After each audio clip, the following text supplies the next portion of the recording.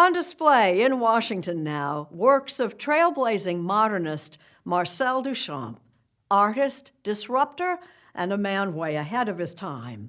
Rita Braver is our guide.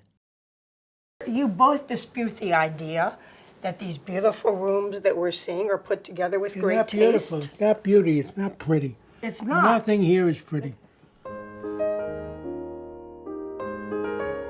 In fact, this stately Georgian home in Washington, D.C. is pretty dazzling. Filled to the brim with cutting-edge contemporary works by the likes of Bruce Nauman, The artist poking you in the eye. Marina Abramovich, Is it art? Andy Warhol, You just thought it would be really fun to have a lot of pictures of Chairman Mao? He was a great colorist. and many more. It's all assembled by a pair of quirky octogenarians, This is amazing. Aaron and Barbara Levine. He's a personal injury lawyer. She's a former school teacher and mother of 3. And so she'll walk all the way to the sea, the whole like this. Just don't dare call them collectors. No, Correct. I hate it. I can't. I hate the word collector. It has to do I with buy money. what I love. Okay, I buy what talks to me. I buy what makes me feel emotional and loving. I don't buy it because it fits into my collection. Collection or not, right now, some of the Levines' most important works are not on the walls of their home, but at the Hirshhorn Museum, the Smithsonian showcase for modern art. How does it feel to see this up here and how excited they are about your gift? Wonderful, absolutely wonderful.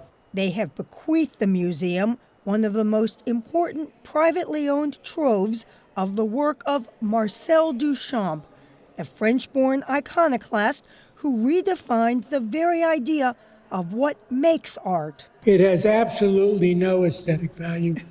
It's a dog comb. Yeah, if you found it in the gutter, you wouldn't even take it out. So then why did you pay a lot of money to own it? Because it's a Duchampian statement that art need not be pretty. He's trying to get into your head.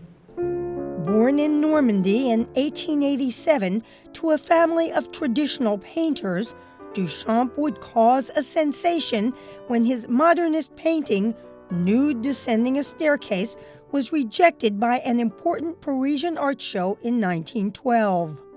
The fact that viewers probably found it hard to see a nude or a staircase in it had something to do with its initial rejection. But Hirshhorn director Melissa Chu says the painting was a huge hit when he showed it at the famed New York Armory show a year later. This was really the work that started his reputation in the United States. Yes, and probably helped him to make his decision to stay here in this country. This version of Nude, part of the Levine's gift, is actually a copy authorized by Duchamp. He never put much stock in originals. And one of his most famous and outrageous acts involved painting a mustache on copies of Leonardo da Vinci's revered Mona Lisa. He provoked the art world even more in 1917 with Fountain, a urinal he signed with the pseudonym R. Mutt. It was the first of the everyday objects he would later call ready-mades. That's what the definition of a ready-made is. It's the choice of the artist is enough to transfer it from a functional or industrial form into supposed to be aesthetic, but very different from aesthetic in general. But those ready-mades became part of his legacy.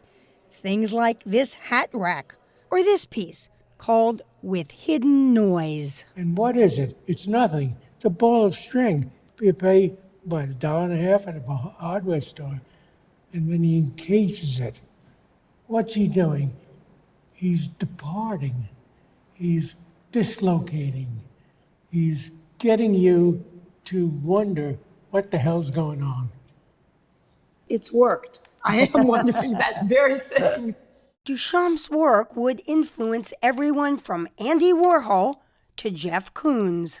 And while most people think of Picasso and Matisse, actually it's Duchamp who probably is the most influential artist for younger artists today. I get so excited every time I walk in here. And for Aaron and Barbara Levine, there's a joy in making sure that future generations will see work that continues to make people ask questions about the very meaning of art. What's the artist saying? Where's he going? Where's he coming from? Does it have to do with my perception? How dumb am I that it takes me so long? And those games are enticing.